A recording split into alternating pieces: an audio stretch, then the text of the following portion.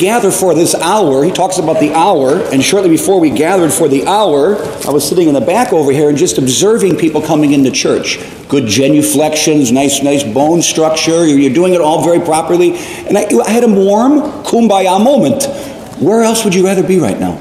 Seriously. And can't we thank the people who got us here, hopefully by invitation and hospitality? But if it had to be dragging, you made it here. And maybe it'll sink in eventually.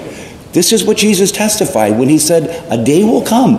We're not on this mountain, not over there, but genuinely you'll worship the Father in spirit and truth. He's not just giving us water for our bodies and to bathe with and to sustain the plants and the animal life. He's giving us spiritual, living water that wells up inside of us. Didn't you notice wasn't it amazing how she got affected? This woman got affected immediately. It's an amazing story. So Naomi's got 3 points. Her evangelization, Jesus evangelizes, and how are you and I evangelizing? Those are 3 separate things. But this woman caught it immediately. Jesus had a wonderful strategy, which I'll talk about in a second. But she's at the well at noon, right? Because she's a wayward woman. The woman didn't want to hang around with her. You don't go to a well at noon. You go in the daytime. That's when they would go to the well, the source of life for the town. So she's so caught up in this encounter, this eyewitness testimony. She knows enough about Scripture, and then he finalizes it, and he says, look, this is the pattern, and I'm the guy. And she has an immediate conversion, just like the scales fell from her eyes. And what did she do? She goes and tells everybody. I want you, that's where I'm going to lead up to when it comes to you guys. You got to tell people. It's good to be here. It's good that we're not just looking out for our earthly natural bodies, but our spiritual, our souls, and how God feeds us with this incredible gift of life everlasting. That's why the CCD kids, I can teach them, when you walk into the church, what's the first thing you do? What do you touch? Touch the holy water. Why? Because we've been bought and paid for. We don't talk like that anymore in common day usage, but the Lord paid for us. Unbelievably horrible death. And that wonderful tape by Scott Hahn on evangelization. Scott Hahn makes this claim. He's a Protestant who became a Catholic. If there's no meal connected to this is just an awful event. But the fact that he instituted the Blessed Sacrament, the Last Supper, lets this horrible event be somehow reduced so we can understand it, receive him, and be united with this living stream of water inside of us. It's profound. So when she leaves the encounter, she goes into this town, everyone knows the woman. She had to be a tremendous eyewitness and testifier. Because they knew what she was up to. They knew her past. Her sins were known by everybody. So what's your excuse? Why are people so afraid to talk about their faith? It's the most awesome thing we got. Now look what how does Jesus do it? Jesus poses as vulnerable. He was weak. He was thirsty. Hey, lady, can you give me a drink? Jesus is so amazing. He goes after this woman. He goes after all the underdogs. Don't you love our Jesus for that reason? He's always looking out for us. He's always going after us. He'll never let us be, he will never let his plan be frustrated. He's constantly renewing invitation after invitation after invitation. People who've fallen away from the Lord, who came back, they got the same story. They all got the same story. It wasn't I who left. Excuse me, it wasn't he who left. It was I who left. And now I'm back. That's the experience that we have. And he's just very strategic.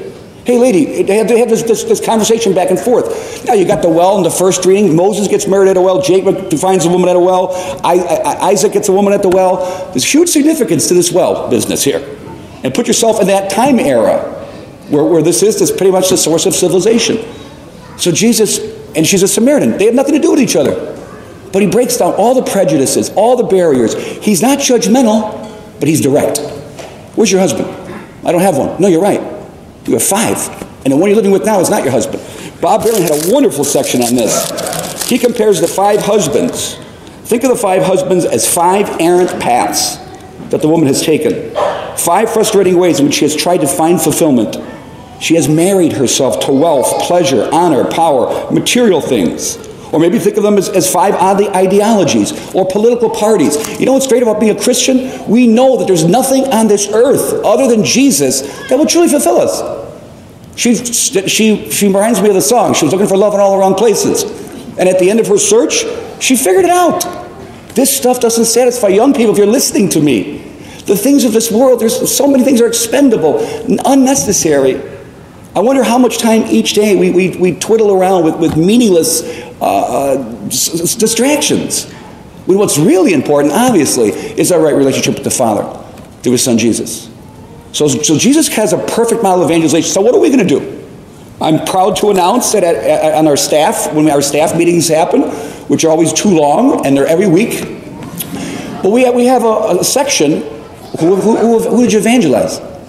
Or who evangelized you? That's something to think about. Who am I actively working on somebody? Am I bringing someone to Mass and at least praying for them? Maybe it's a kid, a grandson, a granddaughter, someone I don't know, your cousin got married to somebody and you don't like them, or are we actively seeking out the women at the well? Are we consciously, strategically have somebody in our life? You know, what's the story if you get to heaven, if you get there just alone? Kyle brought up a great point. If he gets one person to heaven, that would be wonderful. Are we actively doing this? And parents, God bless you for bringing your kids to church. That's where it all starts. It starts by example. It starts by the joy people see in us, hopefully. Not some of our behavior in the parking lot after Mass. When things get a little strange over there. It's strange. It's strange. It's like the Indy 500 in Crystal Lake. So, I just leave you with this. This woman had the most amazing face-to-face spiritual encounter with Jesus. At this Mass, we are similarly, in a very profound and intimate way, we're going to have a face-to-face. The question is, will it stick? Will we try to be converted? Will we give a little bit more of ourselves away so that a little bit more of Him can reside in us?